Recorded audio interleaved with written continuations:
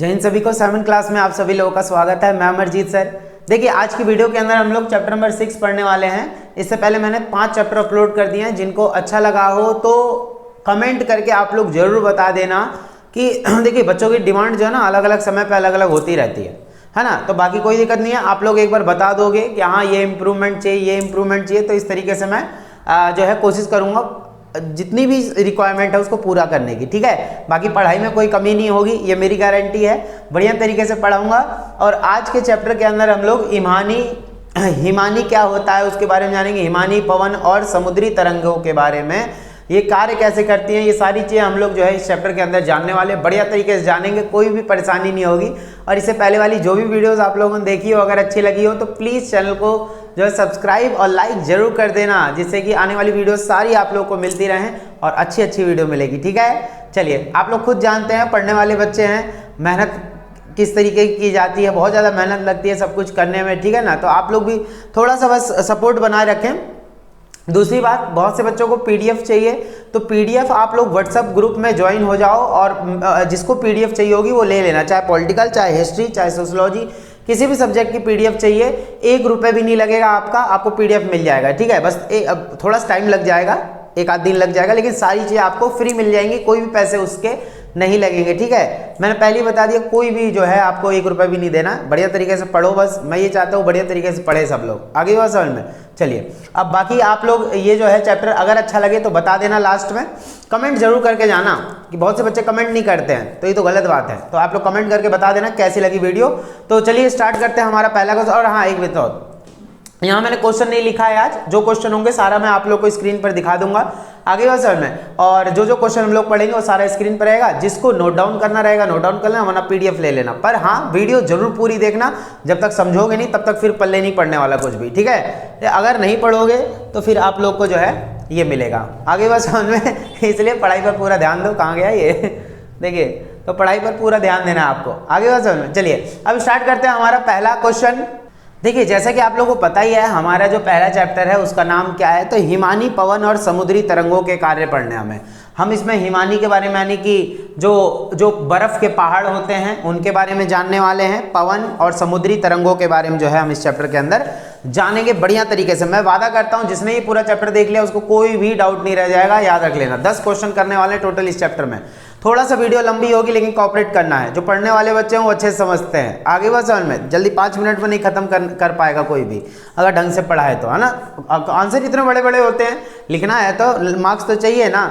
ठीक है, चलिए देखते हैं। तो सबसे पहला जो हमारा क्वेश्चन है, पहले तो आप क्वेश्चन देख लो, क्योंकि मैंने यहाँ नहीं लिखा, मैंने पहले कह दिया। ठीक है, वहाँ आप लोग देख लो बढ़िया तरीके से क्वेश्चन क्या है। तो सबसे पहले क्या है, हिम रेखा से क्या तात्पर्य है और हिम रेखा क्या है, पिक्चर के साथ समझेंगे, बढ़िया तरीके से समझ में आ जाएगा। आगे बात समझ में बतिया, ठीक बात। देखिए तो सबसे पहले हिम रेखा क्या जानते हैं। हिम रेखा एक ऐसी रेखा होती है, रेखा तो सब जानते हैं लाइन होती है। ठीक है, तो हिम रेखा एक ऐसी रेखा है जिसके ऊपर हिम की स्थायी क्षेत्र होता है। हिम मतलब बर्फ का स्थायी क्षेत्र होगा, एक रेखा होगी तो, और उसके ऊपर क्या होगा, बर्फ की एक चादर सी बिछी होगी। तो इसकी ऊंचाई सभी स्थानों पर एक जो है जैसी नहीं होती, कहीं ऊंची है तो कहीं नीची होगी, कहीं इधर भी है। देखो, अरे कौन याद कर रहा है भाई, इतना कम याद करो।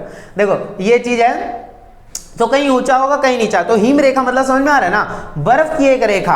आगे बात समझ में, ठीक है। अब देखो जरा आगे क्या है इसमें, कि इसकी ऊंचाई सभी स्थानों पर एक सी नहीं होती है, और यह अक्षांश हिमपात मतलब होता है बर्फ जब गिरती है तो उसको हिमपात बोला जाता है। हिमपात की मात्रा पवनों की दिशा और भूमि के ढाल द्वारा प्रभावित होती है। यानी कि भूमि की ढाल द्वारा प्रभावित, जैसे जहाँ पे ज़्यादा ढाल रहेगा वहाँ थोड़ी कम बर्फ रहेगी, ऊंचाई रहेगा टॉप पे तो वहाँ ज़्यादा बर्फ, थोड़ा ऐसा स्थान बराबर स्थान रहेगा तो वहाँ ज़्यादा बर्फ। तो इस तरीके से हम कह सकते हैं एक ऐसी रेखा जहाँ पर बर्फ जो है दिखाई देती है हमें, तो उसको हम क्या कहते हैं, हिम रेखा। यानी कि पहाड़ों के ऊपर जब बर्फ जमी रहती है तो हम उसको नाम दे देते हैं हिम रेखा।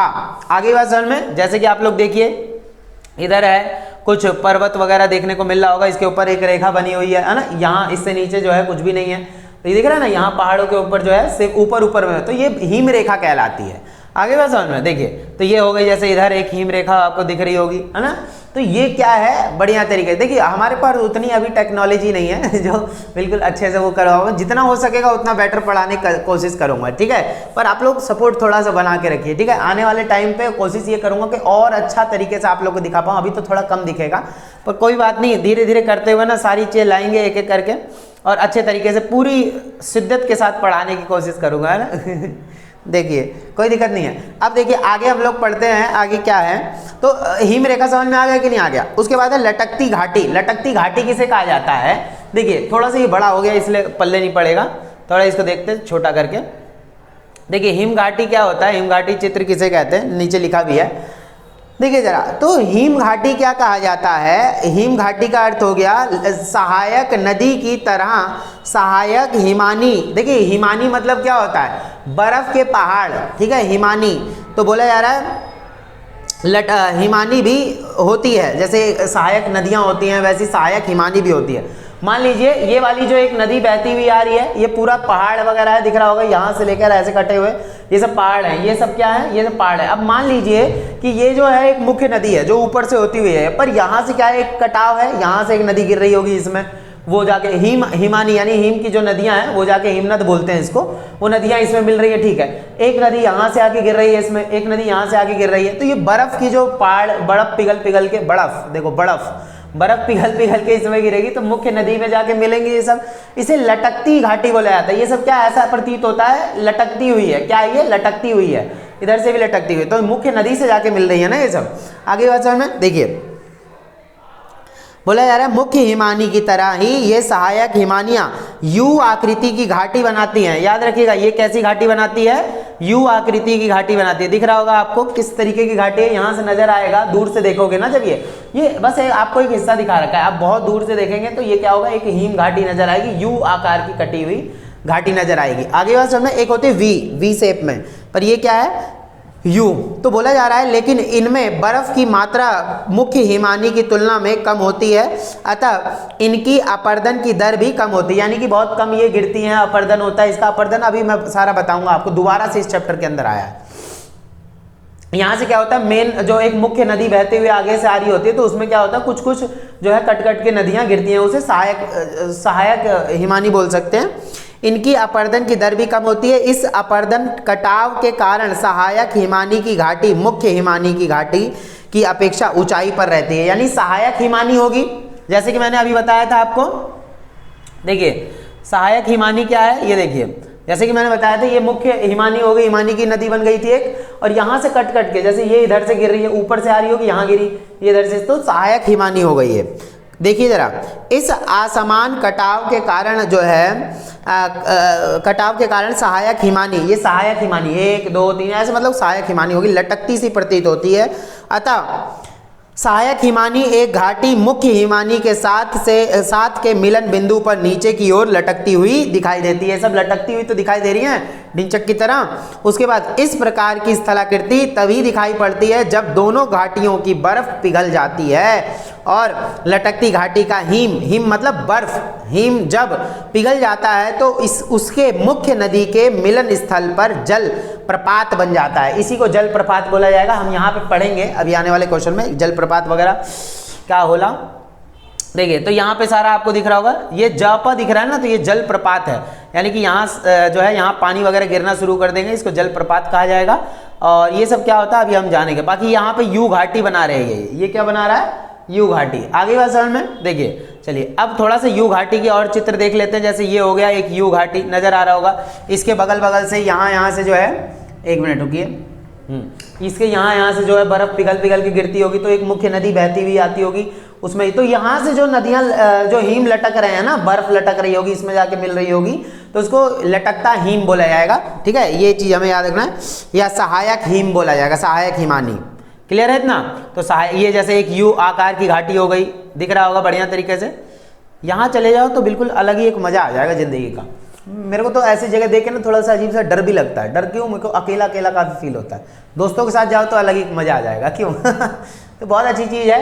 देखिए तो यू आकार की घाटी नजर आ रही है ना, तो यू आकार की घाटी क्या है, थोड़ा सा इनमें ना देखिए एक वी होता है, तो वी में क्या होगा, एक यहाँ से और एक यहाँ से, ज्यादा इसमें गैप नहीं होगी, वी वाली में ज्यादा गैप नहीं होती है, क्योंकि वी होती है। बाकी यू में क्या होता है, दूर दूर होती है, पर्वत जो होते हैं काफ़ी दूर दूर होते हैं और वहाँ नदी का निर्माण फिर जो है फैलाव में होता है काफ़ी, तो यू आकार की घाटियाँ होती है। इतना क्लियर है, तो ये चीज़ हमें याद रखनी है। चलिए अब देखते हैं हम लोग इसमें नेक्स्ट जो है, चलिए अब आगे आ जाते हैं। नेक्स्ट क्वेश्चन देखिए, आप लोग अपने स्क्रीन पर ही देखते रहिएगा। देखिए दूसरा क्वेश्चन है महाद्वीप हिमानी और घाटी हिमानी। महाद्वीप हिमानी क्या होता है और एक घाटी हिमानी क्या है? तो महाद्वीप हिमानी, मान लीजिए एक महाद्वीप है, जैसे हमारा अंटार्कटिका है, ग्रीनलैंड है, आइसलैंड है, ये सब क्या है, ये पूरा बर्फ से बना हुआ पूरा महाद्वीप है। हमारे महाद्वीप 7 कॉन्टिनेंट होते हैं ना, तो महाद्वीप की अगर हम बात करें तो पूरा एक ऐसा महाद्वीप जो पूरा बर्फ से बना हो, उसको क्या बोले, महाद्वीप हिमानी बोला जाएगा। और एक तो हिमानी घाटी तो हमने अभी देखा, यही सारी घाटियां जो होती है अगर इनमें बर्फ जमी हुई है तो हिमानी घाटी। क्लियर है? चले देखिए, तो बोला जा रहा है इसमें कि क्या बात है, देखिए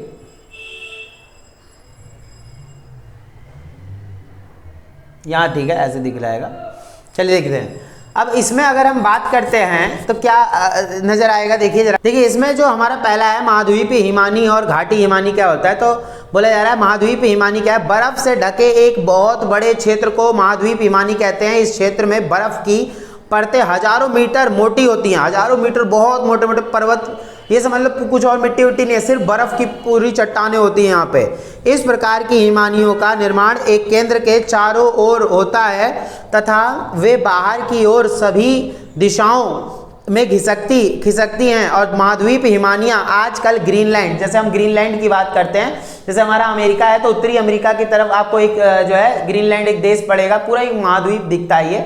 तो यहाँ पे क्या है, ये ग्रीनलैंड है, यहाँ आपका कनाडा, इधर यूएस, इधर डेनमार्क, इधर आइसलैंड हो गया ये वाला हिस्सा, इधर ग्रीनलैंड है, ठीक है, जिसे डेनमार्क भी कहा जाता है। अब यहाँ बोला का एक होता है अंटार्कटिका, जैसे ये ग्रीनलैंड मैंने बता दी, ग्रीनलैंड में ऐसी बर्फ दिखेगी आपको। ग्रीनलैंड में कैसी बर्फ दिखेगी, इस तरीके की, इतनी बड़े बड़े पूरे जो समझ लो ना कि जो ये बड़े बड़े चट्टाने ही होती हैं, किसकी, बर्फ की होती पूरी चट्टाने।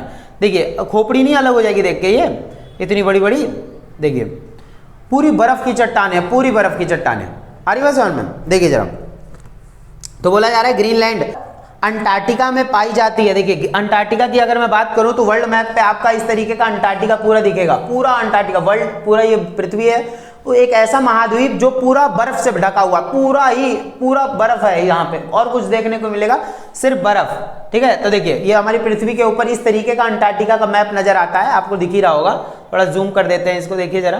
तो इस तरीके का आपको पूरा ये अंटार्कटिका बर्फ से सफेद सफेद, बाकी यहाँ पे देखिए दूसरे जो महाद्वीप हैं वो अलग अलग दिख रहे हैं, बाकी ये जो है पूरा है, ये क्या है, पूरा बर्फ से बना हुआ है ना। यहाँ पे क्या है, बर्फ की पूरी चट्टाने बर्फ की ही होती हैं, पूरी चट्टाने बर्फ की। कितना खतरनाक लग रहा है ना, यहाँ चले जाओ तब तो यहाँ ये बहुत ऊंची ऊंची चट्टाने होती हैं, याद रखिएगा, पूरा बर्फ से जमा हुआ है, सोच के देखो। देखिए तो बोला जाए अंटार्कटिका में पाई जाती है। इन प्रदेशों में वर्षण हिम यानी बारिश भी जो है बर्फ की होती है कि एक रूप में होता है, और जो है हिम के पिघलने की दर से के कम होने के कारण यहाँ प्रतिवर्ष हिम एकत्रित हो जाता है, बहुत ज़्यादा बर्फ ही बर्फ होती है यहाँ पे, पेंगुइन वगैरह सब होती है यहाँ पे, ठीक है।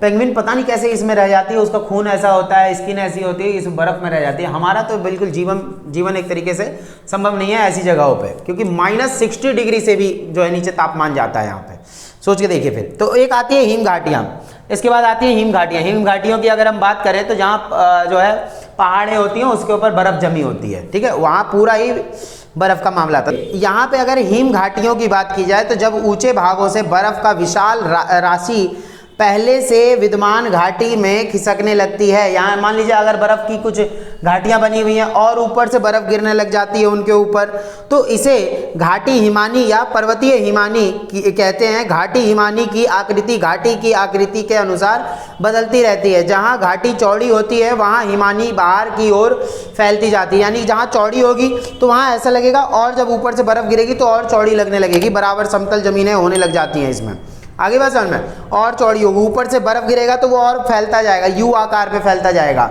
उसके बाद क्या है कि और जहाँ घाटी संकरी होती है वहाँ हिमानी को भी सिकुड़ना पड़ता है। यहाँ जहाँ पे जैसे अब ऐसे है, ठीक है, तो अब देखिए जरा, यहाँ पे अगर हम बात करते हैं, हाँ ये भी आकृति की घाटी हो गई। चलिए अभी तो मैं वो आपको दिखाऊंगा किस तरीके से होगा। तो जहाँ पे जैसे बर्फ गिर रही है जहाँ इस तरीके की ज़मीन है, घाटियाँ हैं, तो वहाँ बर्फ़ गिरेगी तो वो और भिचभिची होती जाएगी, लेकिन जहाँ पे फैली हुई है वहाँ बर्फ़ गिरेगी और वो चौड़ा दिखने लग जाएगा। इस तरीके का बता रखा है यहाँ पे। आगे बात समझ में, ये चीज़ आप लोग को बढ़िया से याद रखनी है। चलिए उसके बाद आता है वी आकृति की घाटी और यू आकृति की घाटी में अंतर क्या होता है। तो वी आकृति आपको दिख ही रहा होगा, बिल्कुल संकरा होता है, बिल्कुल ज़्यादा गैप नहीं होता इनमें, पर यू वाला क्या होता है, इसी में बहुत ज़्यादा गैप होता है, अभी मैं बताऊंगा। तो ये वी आकृति की घाटी होती है, दिख रहा होगा आपको। कैसे देखिए, इसकी कैसे लिखना है, ऊंचे पर्वतीय भागों के तीव्र ढाल होने के कारण, तीव्र देखिए अचानक ढलान होती है, बिल्कुल ढलान होती है, इसमें खोपड़ी उड़ जाएगी, नदी का प्रवाह तेज हो जाता है। अब ऐसे में क्या होगा, नदी का प्रवाह भी तेज हो जाएगा, जब पतली रहेगी तो नदी बहुत तेजी से बहेगी, फैलाव रहेगा तो नदी धीरे धीरे धीरे धीरे इधर उधर जाएगी नाच नाच के। आगे बात समझ में, जिसके परिणाम स्वरूप वी आकृति की घाटी बन जाती है। इस पार्ट का संबंधित चित्र देखिए, तो इसमें अभी दिखाऊंगा आपको चित्र। और बाकी यू आकृति की अगर घाटी की बात करें तो यू आकृति घाटी की बात होती है, देखिए नदी की तरह हिमानियाँ, हिमानियाँ यानी बर्फ की जो है नदियाँ, तो हिमानियाँ कोई घाटी नहीं बनाती, वे पुरानी घाटियों से में खिसकती रहती हैं। ऐसी तंग और संकरी घाटियों को हिमानियाँ चौड़ा और गहरा कर देती हैं। अब इसी में बर्फ़ पड़ने लग जाए, धीरे धीरे क्या होगा, बर्फ़ पूरा बनने जब जम जाएगा तो ऊपर फैलाव हो जाएगा, बहुत गहरा हो जाएगा वो। आगे बात समझो, जिससे उनकी आकृति यू जैसी हो जाएगी। अब इसी में बर्फ़ भरने लग जाए तो कुछ जो होगा ना, यहाँ पे ऐसा जो है हमें मंजर देखने को मिल जाएगा। तो यू आकृति की घाटियाँ गहरी और खड़े ढाल वाली होती हैं और इसका निर्माण घाटी तल और किनारों के, अगर हम यू आकृति की बात करें तो यू आकृति आपको ऐसा दिख रहा होगा। तो इसमें क्या है, गैप देखो आप लोग, यहाँ से यहाँ तक पूरा ऐसे गैप नजर आएगा, ये यू आकृति की घाटियाँ होती हैं। पहले जो थी वी आकृति की, इसमें यू आकृति की घाटियाँ होंगी।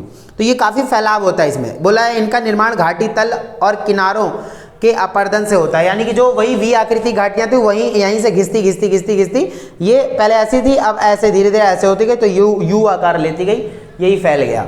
आगे बात समझ में, तो अपर्दन वगैरह से होता है, तो इसकी वजह से ये यू आकृति घाटी दिख ही रहा होगा आपको किस तरीके का है।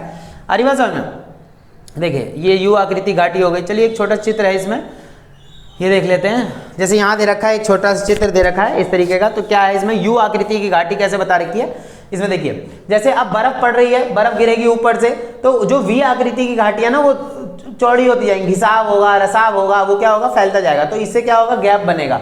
और वी आकृति क्या होती है कि इसमें भिचभिची होती है, काफ़ी ज़्यादा वो होता है, तंग चीज़ें होती हैं। पर यू आकृति कैसे बनती है, इसी में ही ऊपर से क्या होता है, जब ये गिरेगी तो निक्षेपण होता रहेगा, मतलब वो अपर्दन होगा, इसका कटाव होगा, रिसाव होगा, तो इससे ये क्या होगा, चौड़ा हो जाएगा। आगे बात समझ में, इसमें देखो ऊपर से गिर रही है बर्फ, जब इसमें भरेगा तो ये दूर भागेगा, तो एरिया और बढ़ता जाएगा। आगे बात समझ में, ये चीज़ होती है।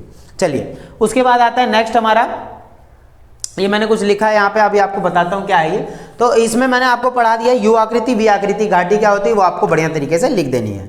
अब आ जाता है हिमानी के अपर्दन और निक्षेपण से बनी प्रमुख स्थलाकृतियों के नाम बताइए। अब मैं थोड़ा सा काला नजर आ रहा हूँगा, कोई बात नहीं बाकी आपको पढ़ाने के लिए करना पड़ेगा, ठीक है। आप लोग बस पढ़ाई पे ध्यान दो थोड़ा सा, अभी हमारे पास थोड़ी सी क्या बोलूँ, कुछ नहीं है, अभी इस पर नज़र रखें आप लोग, ठीक है ना, बढ़िया तरीके। अगर समझ में आए तो आप बताना, ठीक है। देखिए तो यहाँ पे क्या है कि हिमानी के अपर्दन की बात कर देंगे। अपर्दन मतलब होता है कटाव, घिसना, ठीक है।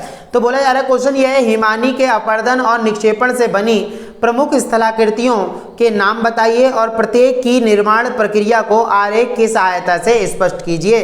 तो क्या बोला जा रहा है, हिमानी की अपर्दन कार्य, देखिए अपर्दन और निक्षेपण क्या होता है पहले मैं बता देता हूँ, हालांकि पहले पढ़ लिया लेकिन यहाँ पे दोबारा जानेंगे। देखिए अपर्दन में हवा जल जैसे कारकों के कारण, जैसे हवा है, जल के कारण, पानी के कारण, इन सब के कारण भू आकृतियों का क्षय होता है। यानी कि देखिए कुछ हवा से भी जमीनें कटती हैं, कुछ पानी से भी कटती जाती हैं और नई भू आकृतियां बन जाती है। जब हवा और पानी की वजह से जब जमीनें कटती हैं, रिसाव होता है, कटाव होता है, तो जो नई आकृतियां बनती हैं उनका बोला जाता है, देखिए नई आकृतियों का निर्माण होता है।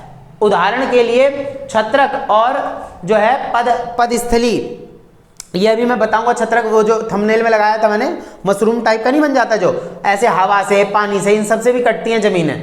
तो पदस्थली और पवन द्वारा अपर्दन से निर्मित आकृतियां हैं। तो अपर्दन क्या होता है कि अपर्दन क्या करता है, हवा से, पानी से, इससे जमीन का कटाव करता है। जमीन का जब कटाव होगा तो इससे क्या बनेगा, धीरे धीरे जो है नई आकृतियां बन जाएगी जमीन पे, तो उसको बोला जाएगा अपर्दन। बाकी निक्षेपण क्या है, तो वही निक्षेपण की प्रक्रिया में अपर्दित कण इकट्ठा होकर जो अपर्दन हुआ था, जब देखो एक मान लो एक पूरा चट्टान है, उसको जब घिसा, ढंग से घिसा और नई आकृति बन गई यहाँ पे, तो जब नई आकृति बन गई वो तो हम देख रहे हैं, लेकिन जो कट के गया है आगे वो तो नहीं देखा ना हमने, तो जो यहाँ आकृति बन गई वो तो अपर्दन है। जो कट के गया आगे इकट्ठा हुआ, और जो इकट्ठा होके वहां पे कुछ जगह इकट्ठा हो गया ना, बहुत सारा माल इकट्ठा हो गया, उसको हम लोगों ने क्या बोल दिया, उसको निक्षेपण बोल दिया। आगे बात समझ में, ये हमें याद रख लेना बढ़िया तरीके से, ठीक है ना। चलिए देखिए, आपको हिमानी और ये हिमानी का अपर्दन निक्षेपण तो मैंने बता ही दिया। तो यहाँ पे क्या है, सबसे पहले तो हम कुछ चीज़ें यहाँ जानने वाले हैं, जैसे जिससे रिलेटेड आपके पास क्वेश्चन बहुत ज़्यादा आते हैं। जैसे हम इसके अंदर जानेंगे हिमानी के अपर्दन कार्य से निम्नलिखित स्थलाकृतियों का निर्माण होता है, जैसे हिम गगर, जैसे सर्क बोलते हैं, तो सर्क हम जानेंगे इसमें क्या होता है। सर्क वी आकृति की घाटी जो मैंने पढ़ा दिया आपको वो, और लटकती हुई घाटी वो भी मैंने पढ़ाया आपको, बस एक एक करके यहाँ जानेंगे, आगे चलते हैं उसको। देखिए जरा सबसे पहले सर्क क्या होता है। सर्क देखिए जरा, तो बोला जा रहा है इसको हम हिम गग्गर भी कहते हैं, जिसे सर्क बोला जाता है। जब कटोरी के आकृति के गड्ढे, मान लीजिए यहाँ पे आपको कटोरी दिख रही है कोई, अभी उसको मत देखना, यहाँ कोई कटोरी दिख रही है, तो कटोरी जो ऐसे गई है तो वहां ढलान सा एक बना है ना, जैसे ये मान लीजिए अब यहाँ कटोरी सी बनी है ऐसे, ठीक है, तो एक ढलान इसका ये हो गया। तो देखिए जरा क्या बोला जा रहा है, तो एकत्र बोला जा रहा है कि जब कटोरी के आकार के गड्ढे के ऊपरी किनारों पर हिम एकत्र हो जाता है, जिसे हिम गग्गर कहते हैं। और यहाँ पे क्या है, इसमें बर्फ इकट्ठा होता रहता है। इस प्रक्रिया में हिम की परतें ठोस और वह दानेदार हो जाती हैं। मान लो यहीं पर इसी ढलान पर बर्फ पड़ेगी, तो इसी ढलान पर ऐसे है ना, तो यहाँ बर्फ जमती जाएगी, बर्फ जमती जाएगी, तो इससे क्या होगा, जो फर्न कहलाती है, यानी इसी को क्या कहते हैं हम, फर्न भी कहते हैं, यानी कि यहाँ पे क्या इकट्ठा हुई है, बर्फ, और इसी ढलान को हमने सर्क नाम दे दिया। क्या नाम दे दिया, सर्क नाम दे दिया, सक्र नाम दे दिया। तो वही है, इसमें बोला जा रहा है कभी कभी इन गहरों के गहरे भागों में जल भर जाता है तो झील बन जाती है। इसे जो है हिम जल झील कहते हैं। अब मान लो जैसे मैंने आप लोगों को ये बताया, देखिए अब क्या हुआ कि जैसे ये सर्क है, सर्क तो सबको पता चली गया है, सर्क क्या होता है। देखिए अब सर्क तो जैसे मैंने बता दिया, अब इसमें क्या है, जब यहाँ पे ये ऐसे बनेगा, इसी में पानी जमा होगा, और जब पानी जमा होगा तो एक अलग ही एक गोल आकृति का जो है वहाँ गड्ढा सा बन जाएगा। देखिए जैसे अब ये एक गड्ढा बन गया, अब इसमें क्या बोला जाएगा, इसी को जो है यहाँ पे नाम दिया गया है टॉर्न। देखिए तो गहरे भागों में जल भर जाता है तो झील बन जाती है, जिसे हिमज झील जो है टॉर्न कहते हैं। इसी को हमने क्या नाम दे दिया, टॉर्न। तो यानी उससे पिघल कर बर्फ से एक अलग हिस्से में जब पानी भर जाता है तो उसको क्या बोला जाता है, टॉर्न बोला जाता है। ठीक है, चलिए उसके बाद कुछ चित्र दे रखे हैं, जैसे कि मैंने बताया आपको यहाँ पे कि हाँ, जैसे ये हो गया आपका सर्क। जैसे ये ढलान थी ना कटोरी टाइप की ऐसे बनी हुई थी, तो ये पर्वत है, यहाँ से ऐसे वो ढलान पे वो जमी हुई थी बर्फें, तो इसको सर्क बोला गया। और ये बताया था मैंने जैसे आपको सर्क बोला जाता है, सर्क का झील सहित, यानी कि इसको टॉर्न बोला जाएगा। ठीक है, हिम झील तथा टॉर्न, इसी को पानी जहाँ भरा रहेगा इन्हीं का पानी, उसको टॉर्न बोला जाएगा। आगे बात समझ में, चलिए तो ये क्लियर हो गया हो तो बता देना आप लोग। उसके बाद आता है इसी में थोड़ा सा और दे रखा है, यू आकृति की घाटी। देखिए थोड़ा ये होगा ना कि मैंने पढ़ा दिया है तो अब दोबारा पढ़ाऊंगा फिर टाइम लग जाएगा, आप लोग भी जानते हैं। यू आकृति घाटी में पढ़ा चुका हूँ।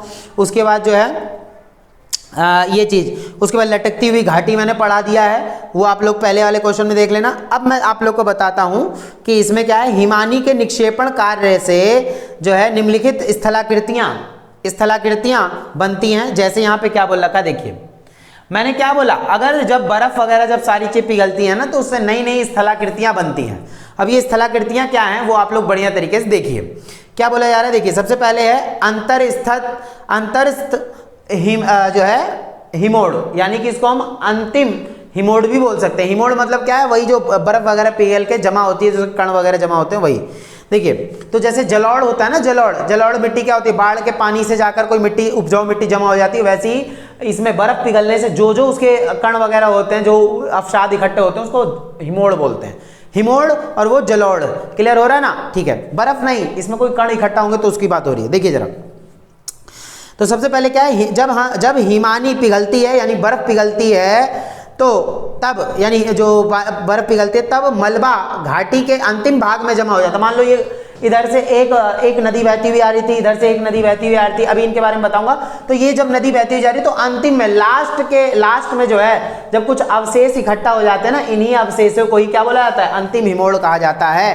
ठीक है, तो वही चीज है। और कटक जैसे स्थलाकृति बन जाते हैं, ऐसे अंतस्थ या बोल सकते हैं अंतिम हिमोड़ कहा जाता है। हिमोड़ पदार्थों में महीन चीका मिट्टी होती है, इसमें अलग अलग मिट्टी, नुकीले सैल, पत्थर, छोटे छोटे पत्थर सब होते हैं। तो जो लास्ट में इकट्ठा हो उसको अंतिम हिमोड़ बोला जाता है। उसके बाद है पार्श्विक हिमोड़। पार्श्विक हिमोड़ कहाँ है, देखिए पार्श्व हिमोड़ बोल रखा है। अगर मैं बात करता हूं यहाँ पे पार्श्व हिमोड़ की, तो देखिए जरा, अगर नदी घाटी इधर से बहकर जा रही है, देखिए नदी का रुख इधर है ना, हिम प्रवाह, तो अगर इधर से बहकर जा रही है तो जो साइड में नदी है मान लो ये, तो साइड में जो अवसाद इकट्ठे होते हैं, इधर से एक नदी जा रही है, तो जो अवसाद इधर इकट्ठे होंगे उनको क्या बोला जाएगा, पार्श्विक हिमोड़ बोला जाएगा। तो हिमोड़ क्या है, वही बर्फ के कुछ कण जो होते हैं, मतलब अपने साथ चीका मिट्टी या पत्थर वगैरह जो इकट्ठा करते हैं साइड में, नदी के साइड में इकट्ठा कर रहे हैं, वो हो गया पार्श्विक हिमोड़। अंतिम तो मैंने बता दिया, अंत में जो जमा होते हैं एंड में, वो एक होता है मध्यस्थ हिमोड़। मध्यस्थ हिमोड़ मतलब जब दो नदियां, एक ये वाली नदी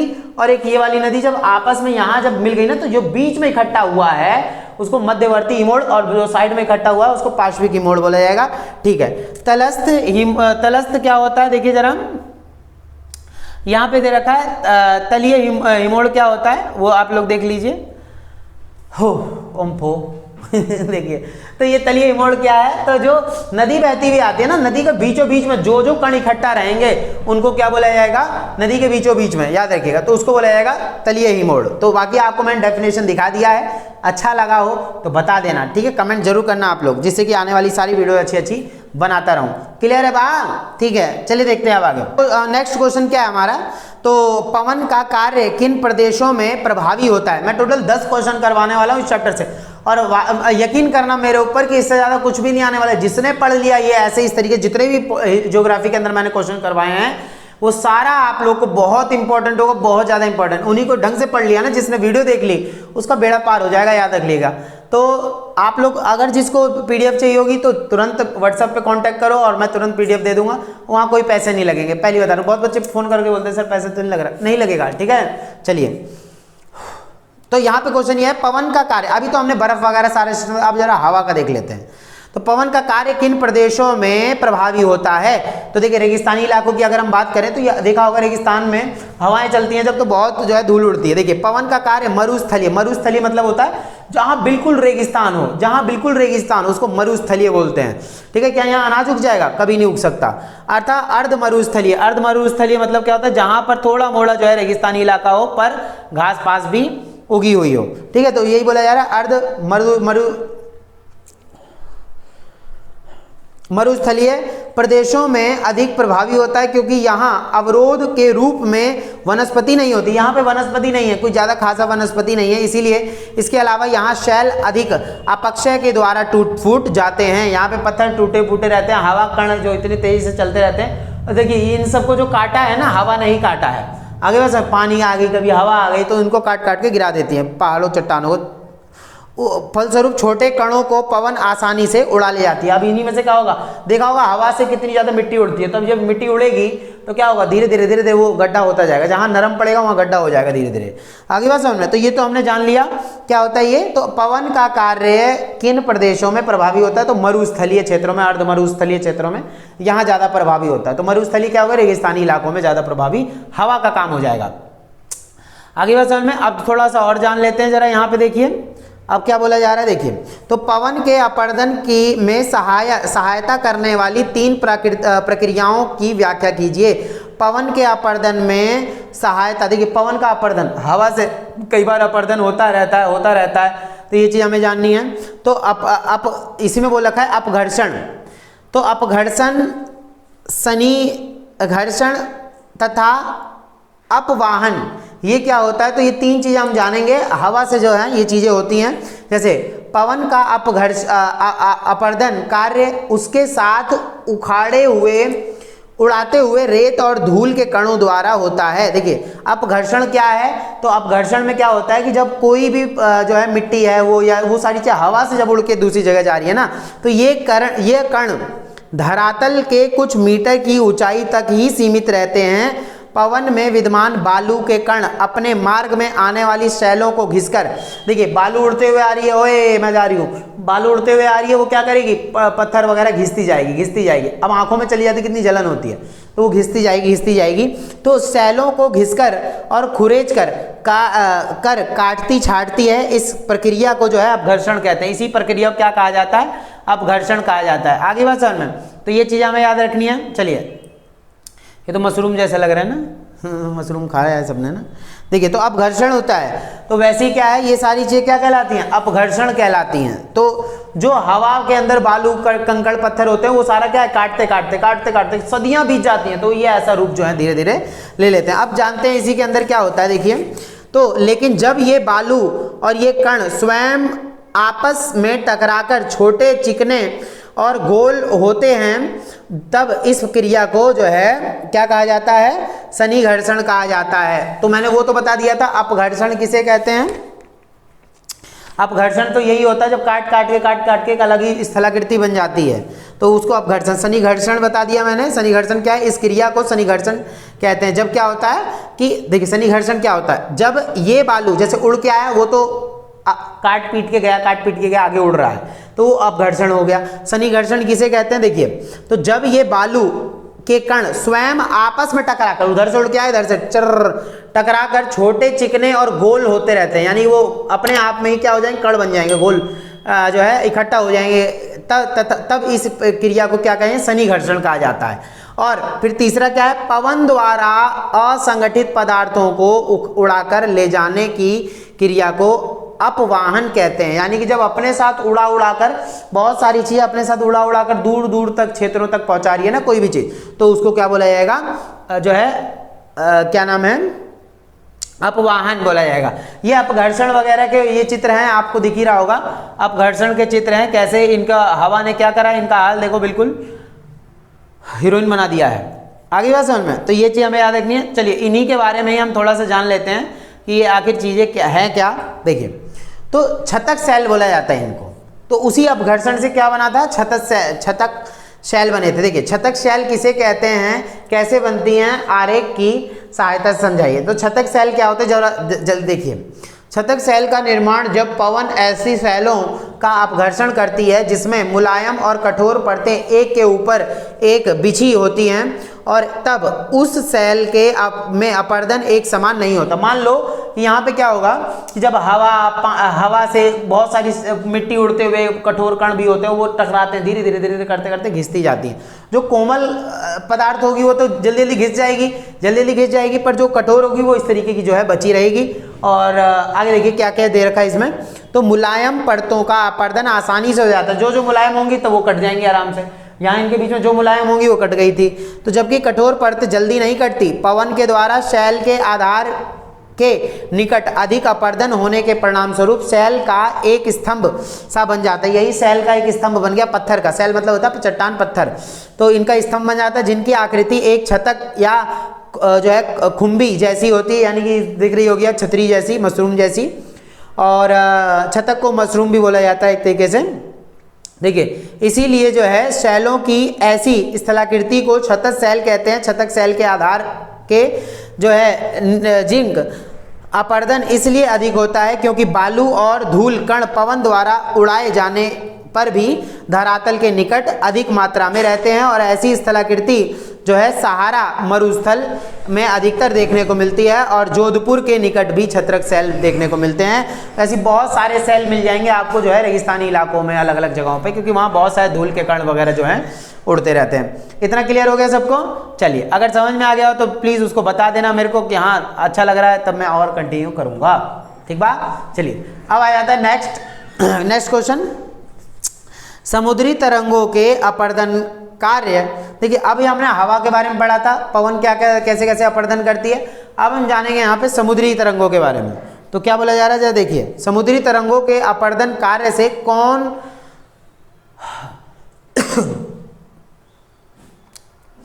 देखिए इसमें क्या बोला जा रहा है, देखिए, तो समुद्री तरंगों के अपर्दन कार्य से कौन कौन सी स्थलाकृतियों का निर्माण होता है, प्रत्येक के निर्माण की प्रक्रिया समझाएं। अभी मैंने बताया था बर्फ से कैसे कैसे वो जो है अपर्दन क्रिया होती है, फिर हवा वाली बताई, फिर समुद्र वाली आ गई। समुद्र की मान लीजिए समुद्र की लहरें हैं, ये समुद्र की लहरें आ रही हैं डिंचिक करते हुए, नाचती हुई आ रही हैं इधर से उड़ती हुई। वो क्या करेंगी, इधर किनारे पे टकराएंगी और ये इधर ऐसे उड़ेंगी, यहाँ से टकरा के ऐसे जाएंगे। तो जब यहाँ से ऐसे टकरा के जा रही है ना तो इसे भृंगु कहा जाता है। अभी मैं बताऊंगा इसके बारे में, ध्यान सुनिएगा आप लोग। देखिए तो सबसे पहले ही आ रहा है कि समुद्री भृगु किसे कहा जाता है। देखिए समुद्री तरंगों का सबसे अधिक प्रवाह तटीय सैलों के निकट भागों पर पड़ता है। जो निकट होते हैं ना, जो पत्थर निकट होते हैं, उन्हीं पर ज्यादा असर पड़ता है। धड़ धड़ उसी पर टकराएगी जाके। तो परिणाम स्वरूप सैलों के निचले भाग ऊपरी भागों की तुलना में जल्दी कट जाते हैं। यानी निचले भाग जल्दी कटेंगे, क्या ये सब कटेंगे? नहीं, यहाँ पानी कहाँ जा रहा है, यहाँ जाएगा, यहाँ टकराएगा गड़गड़, तो इससे कटाव पैदा होगा। ठीक है, या अगर समुद्र की सतह यहाँ तक है तो यहाँ पे कटाव पैदा होगा। ठीक है, इस तरीके की होगी। तो सैलों के निचले भागों को खाच बन जाता है, खाचे में जो तरंगों के लगातार प्रहार से चौड़ी और गहरी होती रहती है। इससे क्या होता है, देखिए सैल ऊपरी भाग समुद्र की अगर हम बात करते हैं, देखिए तो ये समुद्री भृंगु दिखा रहा हूँ ना मैं आपको, यही है। देखिए अब क्या क्या चीज़ें दे रखे हैं इसके अंदर। देखिए पानी जब इधर से बहते हुए आ रहा है, जब यहाँ टकराएगा तो ये मान लीजिए जब बहुत तेजी से पानी आएगा टकराएगा तो यहाँ से एक गड्ढा सा बनेगा, ऐसे बनेगा, ऐसे बनेगा। ठीक है, तो यही वाला हिस्सा जो है जब ऐसे हुआ है ना, ये कैसे हुआ है, ऐसे हुआ है, हाथ भी पूरा मुड़ जाएगा, टूट जाएगा अरे बाप रे। तो ये जब मुड़ के जाएगा तो इस वाले हिस्से को जो ये मुड़ाव है ना, इसको भृंगु कहा जाएगा, भृगु। ठीक है, देखिए तो भृगु कहते हैं इसको। और दीवार सी खड़ी हो जाती है, इसको भृगु कहा जाता है।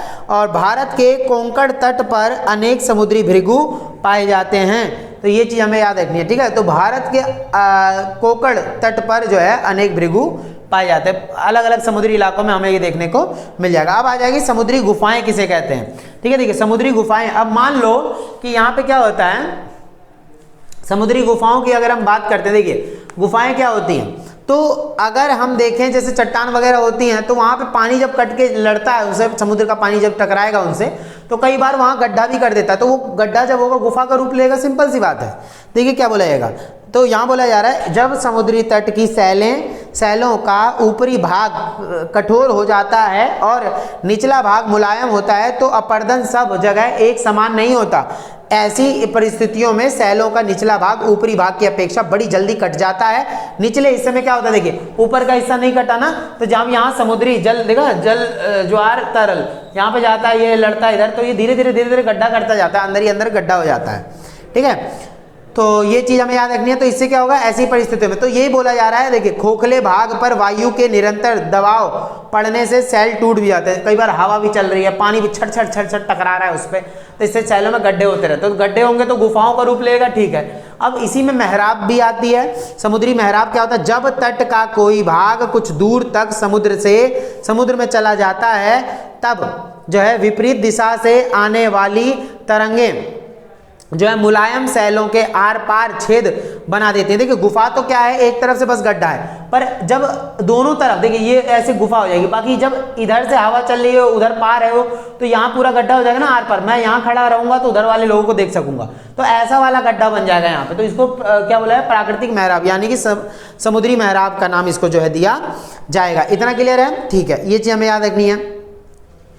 उसके बाद ये हवा पानी दोनों से होगा, बाकी उसके बाद ज्यादातर पानी का रोल है ये चीज। समुद्री स्तंभ कहा जाएगा, इसी के बीच में मान लीजिए कोई पत्थर चट्टान है, इसी के बीच में समुद्री स्तंभ बन जाएगा। जब मेहराब का छत अपर्दन के द्वारा या अपने ही बोझ से या अन्य किसी कारण से टूटकर गिर जाए तो मुख्य सैल एक भाग अलग खड़ा रह जाता है। तो अब मान लीजिए कि अब ये जो है ये वाला हिस्सा टूट गया, चटक गया पूरा, ये वाला जैसे यहाँ से ये टूट के ये हिस्सा गिर गया, अब गिर जाएगा तो ये वाला अकेला खड़ा रहेगा ना, जैसे ये अकेला खड़ा है स्तंभ बोल लिया, वैसे ही अकेला। मान लीजिए यहाँ पे होगा कोई चीज, तो इधर वाला हिस्सा गिर के टूट गया होगा, अब ये वाला बचा रह गया तो इसको स्तंभ बोल दिया। क्यों, सही कह रहे हो ना। देखिए तो ये चीज हमें याद रखनी है। तो ये समुद्री तरंगों की वजह से जो है ना आपको ये चीज देखने को मिल रही है। इतना क्लियर हो गया। ठीक है, जिसको समझ में आ गया हो तो अब नहीं बोलूंगा, आप लोग के ऊपर डिपेंड करता है आप क्या चाहते हैं। ठीक है, चलिए अब देखिए जरा,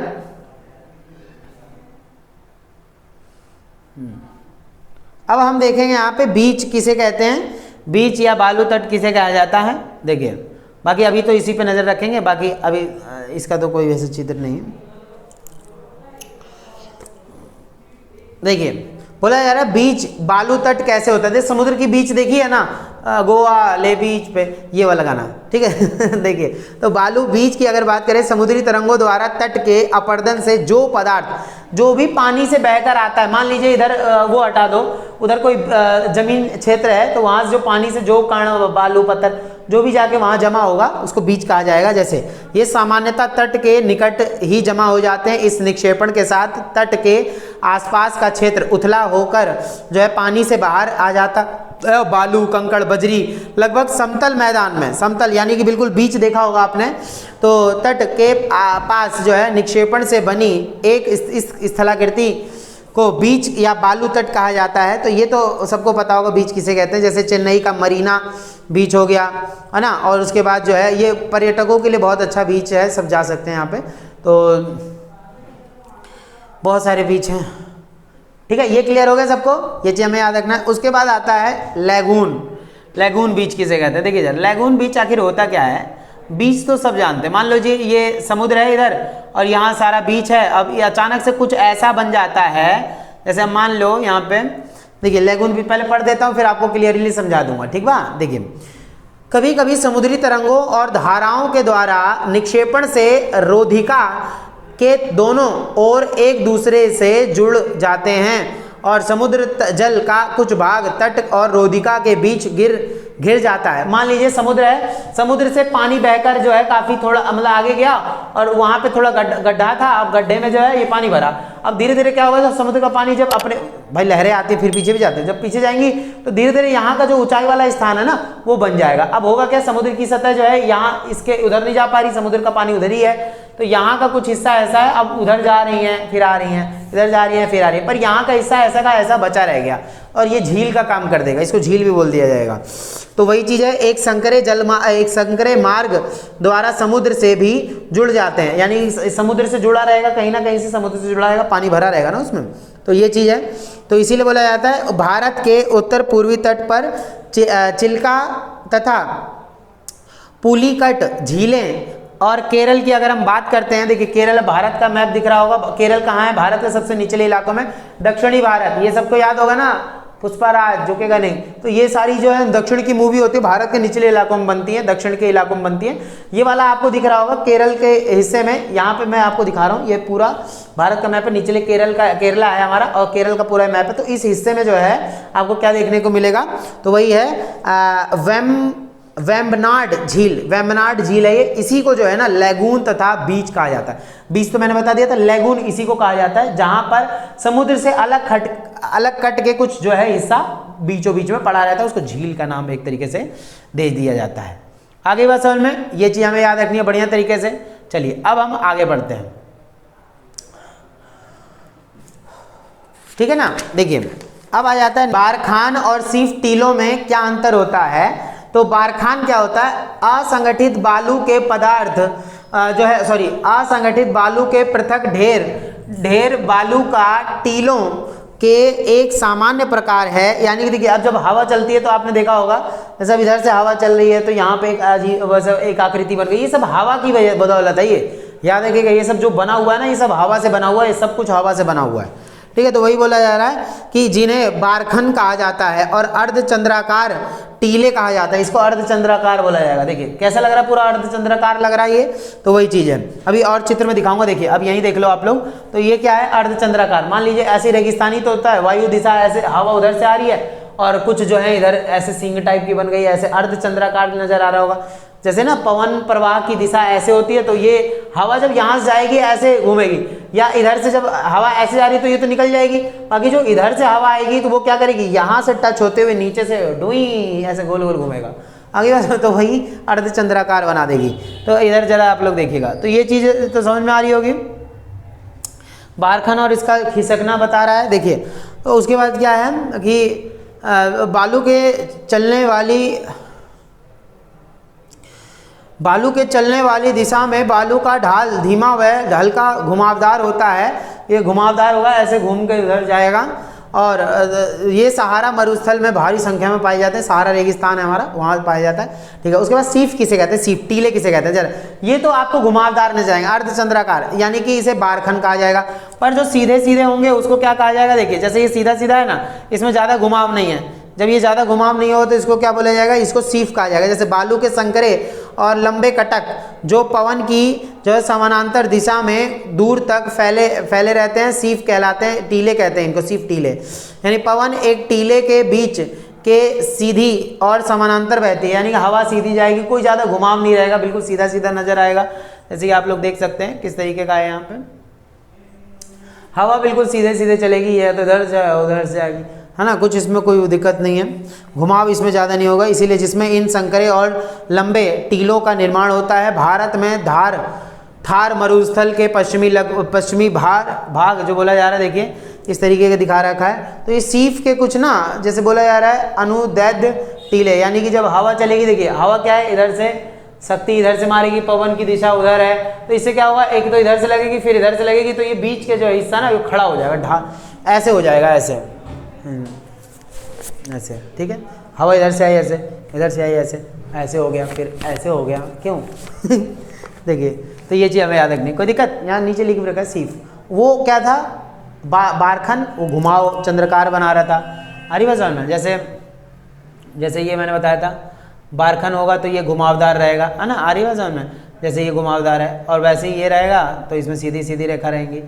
आगे बात समझ में, ये तो हम पढ़ ही चुके हैं। चलिए, तो ये चीज़ है हमारा। उसके बाद क्या है, और ये तो चैप्टर ख़त्म। टोटल हमने 10 क्वेश्चन कर लिए हैं, पता भी नहीं चला है। चलिए, अगर अच्छा लगा हो ना तो आप लोग अपना प्यार देना जरूर साइमन क्लास को, अभी हमें बहुत आगे तक जाना है, ठीक है। चलिए, अगर अच्छा लगा हो तो प्लीज़ मुझे बता देना। ये वाला चैप्टर ख़त्म हो चुका है आपका, और बढ़िया तरीके से नेक्स्ट वीडियो कंटिन्यू करेंगे। अच्छा लगा हो तो प्लीज़ जो है आप लोग के ऊपर डिपेंड है, ठीक है।